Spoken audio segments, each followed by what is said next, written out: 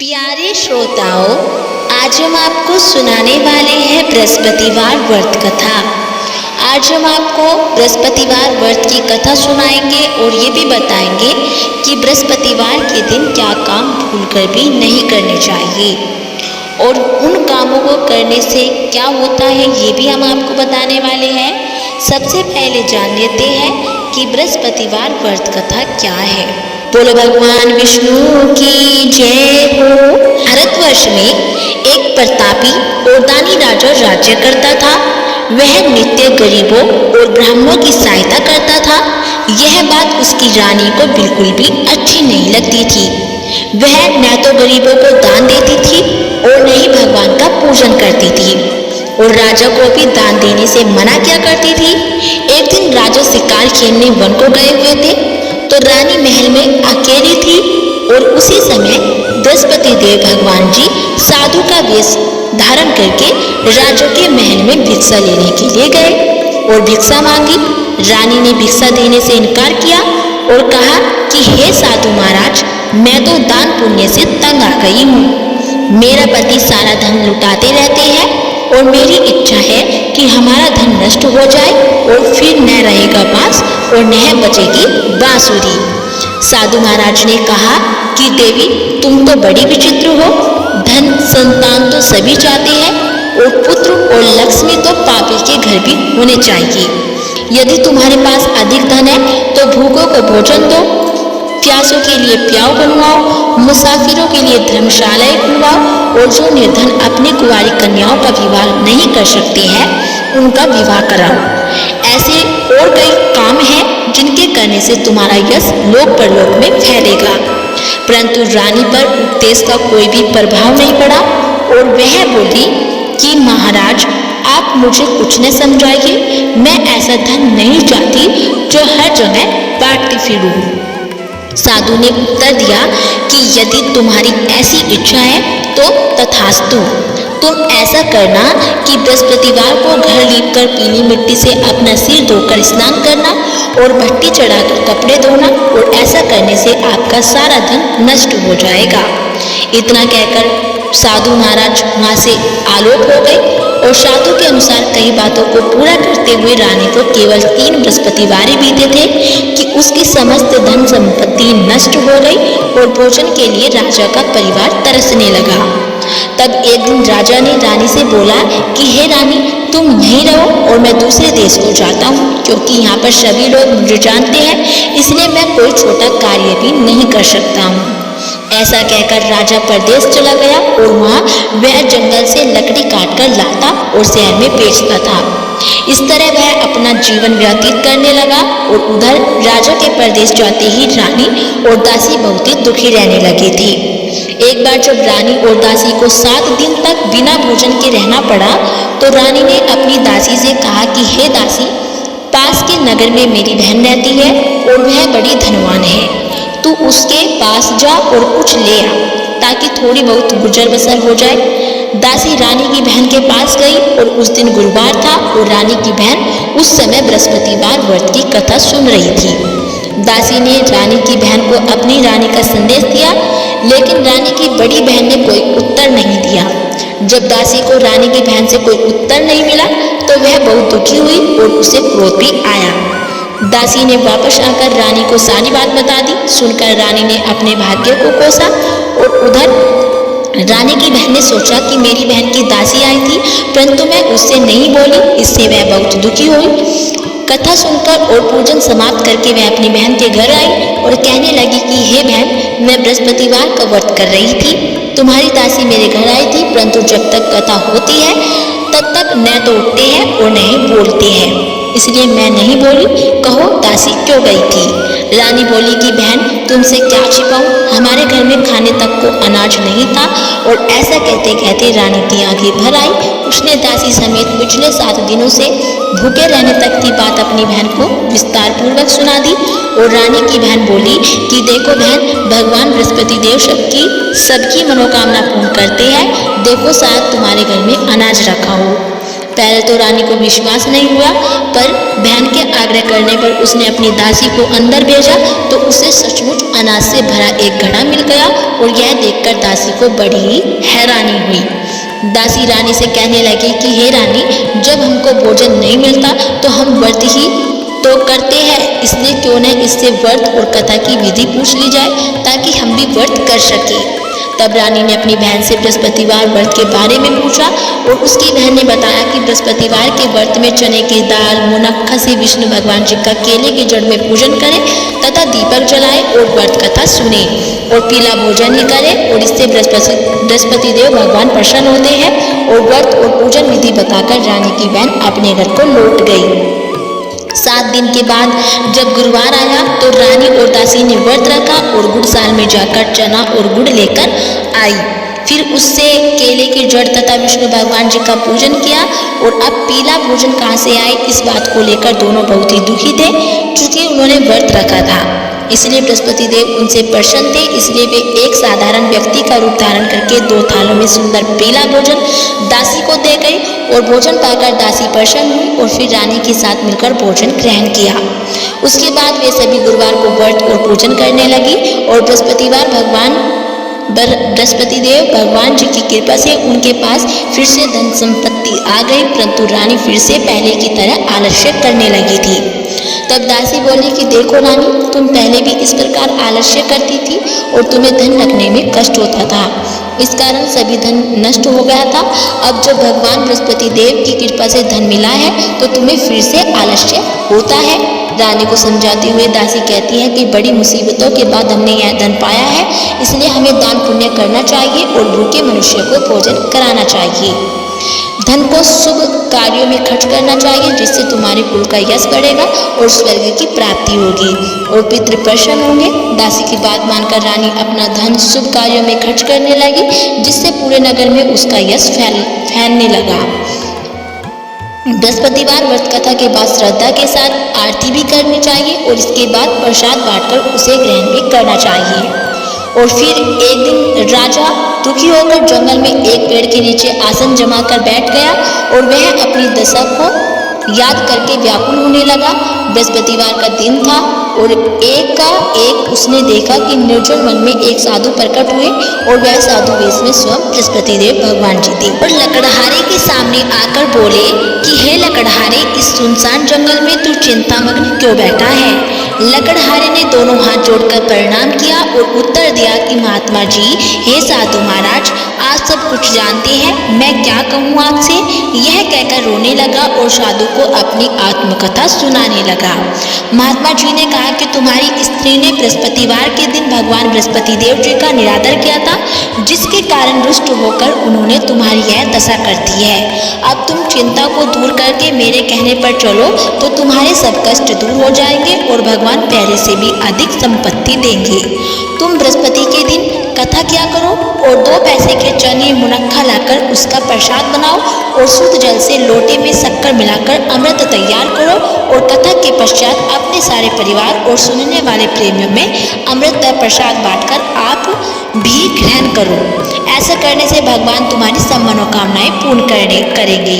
साधु के ऐसे वचन सुनकर लकड़हारा बोला कि हे प्रभु, मुझे लकड़ी बेचकर इतना पैसा नहीं मिलता जिससे भोजन के उपरांत कुछ बचा सकूं। मैंने रात्रि में अपनी स्त्री को व्याकुल देखा था और मेरे पास कुछ भी नहीं है जिससे मैं उसकी खबर मंगा सकूं।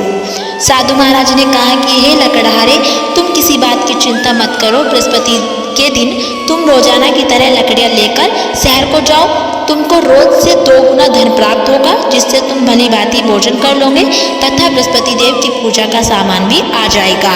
इतना कहकर साधु अंतर्ध्यान हो गए और धीरे धीरे समय व्यतीत होने पर फिर वही बृहस्पतिवार का दिन आया और लकड़हारा जंगल से लकड़ी काटकर किसी शहर में बेचने गया और उसे उस दिन और दिन से भी अधिक पैसा मिला।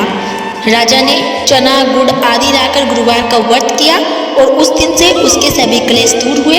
परंतु जब दोबारा गुरुवार का दिन आया तो बृहस्पतिवार का व्रत करना भूल गया राजा और इस कारण बृहस्पति देव भगवान नाराज हो गए। उस दिन उस नगर के राजा ने विशाल यज्ञ का आयोजन किया था तथा शहर में यह घोषणा करा दी थी कि कोई भी मनुष्य अपने घर में भोजन न बनाए और न आग जलाए। समस्त जनता मेरे यहाँ भोजन करने आए और इस आज्ञा को जो न मानेगा उसे फांसी की सजा दी जाएगी। इस तरह की घोषणा संपूर्ण नगर में करवा दी गई और राजा की आज्ञा अनुसार शहर के सभी लोग भोजन करने गए, लेकिन लकड़हारा कुछ देर से वहां पहुंचा। इसलिए राजा उसको अपने साथ घर ले गया और ले जाकर भोजन करा ही रहे थे कि रानी की दृष्टि उस खूंटी पर पड़ी जिस पर उसका हार लटका हुआ था। वह वहां पर दिखाई नहीं दिया और रानी ने निश्चय किया कि मेरा हार इस मनुष्य ने चुरा लिया है और उसी समय सिपाहियों को बुलाकर उसको कारागार में डलवा दिया। जब लकड़हारा कारागार में पड़ गया और बहुत दुखी होकर विचार करने लगा कि न जाने कौन से पूर्व जन्म के कर्म से मुझे यह दुख प्राप्त हुआ है, और उसी साधु को याद करने लगा जो कि जंगल में मिला था। उसी समय तत्काल बृहस्पति देव साधु के रूप में प्रकट हुए और उसकी दशा को देखकर कहने लगे कि अरे मूर्ख, तूने बृहस्पति देव की कथा नहीं करी, इस कारण तुझे दुख प्राप्त हुआ है। अब चिंता मत कर और बृहस्पतिवार के दिन कारागार के दरवाजे पर 4 पैसे पड़े मिलेंगे, उनसे तू बृहस्पति देव जी की पूजा करना, तेरे सभी कष्ट दूर हो जाएंगे। बृहस्पतिवार के दिन उसे 4 पैसे मिले और लकड़हारे ने कथा कही और उसी रात्रि को बृहस्पति देव ने उस नगर के राजा को स्वप्न में कहा कि हे राजा, तुमने जिस आदमी को कारागार में बंद कर दिया है वह निर्दोष है और वह राजा है, उसे छोड़ देना। रानी का हार उसी खूंटी पर लटका है, अगर तू ऐसा नहीं करेगा तो मैं तेरे राज्य को नष्ट कर दूंगा। इस तरह रात्रि के स्वप्न को देखकर राजा प्रातःकाल उठा और खूंटी पर हार देखकर लकड़हारे को बुलाकर क्षमा मांगी तथा लकड़हारे को योग्य सुंदर वस्त्र आभूषण देकर विदा कर दिया और बृहस्पति देव की आज्ञा अनुसार लकड़हारा अपने नगर को चल दिया। राजा जब अपने नगर के निकट पहुंचा तो उसे बड़ा आश्चर्य हुआ। नगर में पहले से अधिक बाग, तालाब, कुएं तथा बहुत सी धर्मशाला, मंदिर आदि बन गई थी और राजा ने पूछा कि यह किसका है और यह बाग और धर्मशाला किसकी है। तब नगर के सब लोग कहने लगे कि यह सब रानी और बांदी के हैं। तो राजा को आश्चर्य हुआ और गुस्सा भी आया। जब रानी ने यह खबर सुनी कि राजा आ रहे हैं तो उन्होंने बांदी से कहा कि हे दासी, देख राजा हमको कितनी बुरी हालत में छोड़ गए थे, हमारी ऐसी हालत देखकर वह लौट न जाए, इसलिए तू दरवाजे पर खड़ी हो जा। आज्ञा अनुसार दासी दरवाजे पर खड़ी हो गई और राजा आए तो उन्हें अपने साथ ले आई। तब राजा ने क्रोध करके अपनी रानी से पूछा कि यह धन तुम्हें कैसे प्राप्त हुआ है। तब उन्होंने कहा कि हमें यह सब धन बृहस्पति देव के इस व्रत के प्रभाव से प्राप्त हुआ है। राजा ने निश्चय किया कि 7 रोज बाद तो सभी बृहस्पति देव जी का पूजन करते हैं, परंतु मैं प्रतिदिन दिन में 3 बार कहानी तथा रोज व्रत किया करूँगा। अब हर समय राजा के दुपट्टे में चने की दाल बनी रहती तथा दिन में 3 बार कहानी कहता था राजा। एक रोज यानी कि एक दिन राजा ने विचार किया कि चलो अपनी बहन के घर जाए और इस तरह निश्चय कर राजा घोड़े पर सवार होकर अपनी बहन के घर चलने लगा और मार्ग में उसने देखा कि कुछ आदमी एक मुर्दे को लिए जा रहे हैं और उन्हें रोककर राजा कहने लगा कि अरे भाइयों, मेरी बृहस्पति देव की कथा सुन लो। वे बोले कि लो, हमारा तो आदमी मर गया है, इसको अपनी कथा की पड़ी है। परंतु कुछ आदमी बोले कि अच्छा कहो, तुम्हारी कथा हम सुनेंगे। राजा ने दाल निकाली और जब कथा आधी हुई थी कि मुर्दा हिलने लग गया और जब कथा समाप्त हो गई तो राम राम करके मनुष्य उठकर खड़ा हो गया। आगे मार्ग में उसे एक किसान खेत में हल चलाता मिला और राजा ने उसे देखकर और उससे बोला कि अरे भैया, तुम मेरी बृहस्पतिवार की कथा सुन लो। किसान बोला कि जब तक मैं तेरी कथा सुनूंगा तब तक 4 हरिया जोत लूंगा, जा अपनी कथा किसी और को सुनाना। इस तरह राजा आगे चलने लगा और राजा के हटते ही बैल पछाड़ खाकर गिर गया तथा किसान के पेट में बड़ी जोर का दर्द होने लगा। उस समय उसकी माँ रोटी लेकर आई। उसने जब यह देखा तो अपनी पुत्री से सब हाल पूछा और बेटे ने सभी हाल कह दिया। तो बुढ़िया दौड़ी दौड़ी उस घुड़सवार के पास गई और उससे बोली कि मैं तेरी कथा कथा सुनूंगी तू अपनी कथा मेरे खेत पर चलकर ही कहना। राजा ने बुढ़िया के खेत पर जाकर कथा कही और जिसकी सुनते ही वह बैल उठकर खड़े हुए तथा किसान के पेट का दर्द भी बंद हो गया। राजा अपनी बहन के घर पहुंचा और बहन ने भाई की खूब मेहमानी की और दूसरे दिन प्रातःकाल राजा जगा तो वह देखने लगा कि सब लोग भोजन कर रहे हैं। राजा ने अपनी बहन से कहा कि ऐसा कोई मनुष्य है जिसने भोजन न किया हो, मेरी बृहस्पतिवार की कथा सुन ले। बहन बोली कि हे भैया, यह देश ऐसा ही है कि पहले यहाँ लोग भोजन करते हैं और बाद में अन्य काम करते हैं। अगर कोई पड़ोस में है तो देख कर आती हूँ। वह ऐसा कहकर देखने चली गई, परंतु उसे कोई ऐसा व्यक्ति नहीं मिला जिसने भोजन न किया हो। अतः वह एक कुम्हार के घर गई जिसका लड़का बीमार था और उसे मालूम हुआ कि उनके यहाँ 3 दिन से किसी ने भोजन नहीं किया है। रानी ने अपने भाई की कथा सुनने के लिए कुम्हार से कहा तो वह तैयार हो गया और राजा ने जाकर बृहस्पतिवार की कथा कही, जिसको सुनकर उसका लड़का ठीक हो गया। अब तो राजा की प्रशंसा होने लगी और एक दिन राजा ने अपनी बहन से कहा कि हे बहन, हम अपने घर को जा रहे हैं, तुम भी तैयार हो जाओ। राजा की बहन ने अपनी सास से कहा कि सास ने कहा कि हाँ चले जा, परंतु अपने लड़के को मत ले जाना क्योंकि तेरे भाई की कोई औलाद नहीं है। बहन ने अपने भैया से कहा कि हे भैया, मैं तो चलूँगी, कोई बालक नहीं जाएगा। राजा बोला, जब कोई बालक नहीं चलेगा तब तू क्या करेगी। बड़े दुखी मन से राजा अपने नगर को लौट आया और राजा ने अपनी रानी से कहा कि हम निर्वंशी हैं और हमारा मुंह देखने का धर्म नहीं है और कुछ भोजन आदि नहीं किया। रानी बोली कि हे प्रभु, बृहस्पति देव ने हमें सब कुछ दिया है, वे हमें औलाद भी अवश्य ही देंगे। उसी रात को बृहस्पति देव भगवान जी ने राजा के स्वप्न में कहा कि हे राजा, उठ, सभी सोच को त्याग दे, तेरी रानी गर्भ से है।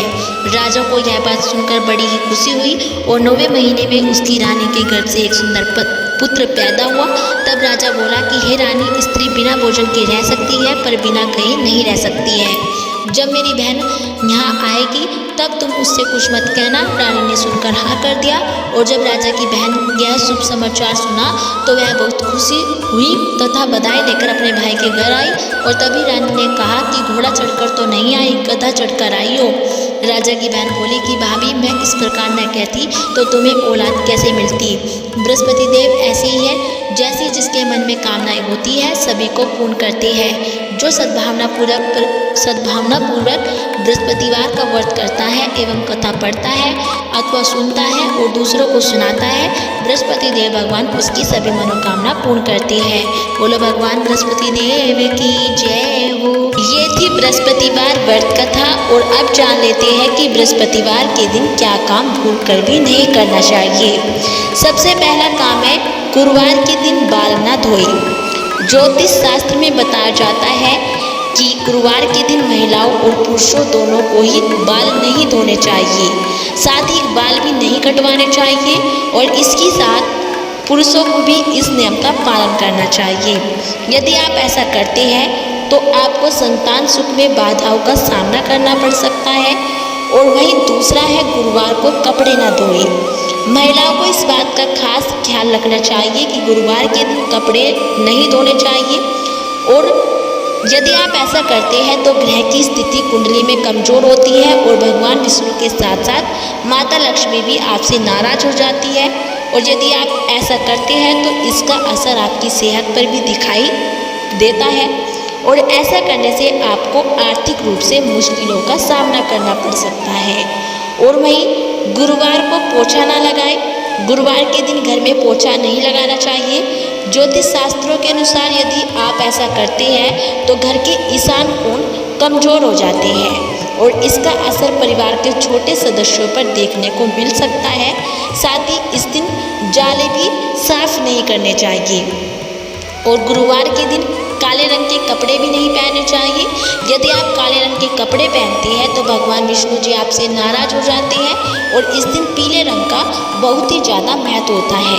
इसलिए इस दिन पीले रंग के वस्त्र धारण करने से गुरु ग्रह की स्थिति आपकी कुंडली में मजबूत हो जाती है। और वहीं गुरुवार के दिन इन चीज़ों की खरीदारी भी ना करें। गुरुवार के दिन पूजा पाठ का सामान की खरीदारी नहीं करनी चाहिए और साथ ही इस दिन आंखों से जुड़ी वस्तुएं और धारदार सामान जैसे कि चाकू, कैंची आदि की खरीदारी भी नहीं करनी चाहिए। यदि आप इन चीज़ों को खरीदते हैं तो इसका असर आपकी कुंडली में गुरु ग्रह पर पड़ सकता है और साथ ही व्यक्ति को अपने करियर में कई तरह की समस्याओं का सामना करना पड़ता है। और वहीं गुरुवार के दिन केले का सेवन भूलकर भी नहीं करना चाहिए और साथ ही मूंग की दाल का भी नहीं सेवन करना चाहिए, क्योंकि केले के पेड़ में भगवान विष्णु का वास माना जाता है, इसलिए केले के सेवन का करना मना होता है। और वहीं मूंग की दाल का सेवन करने से व्यक्ति की आर्थिक स्थिति पर प्रभाव पड़ता है।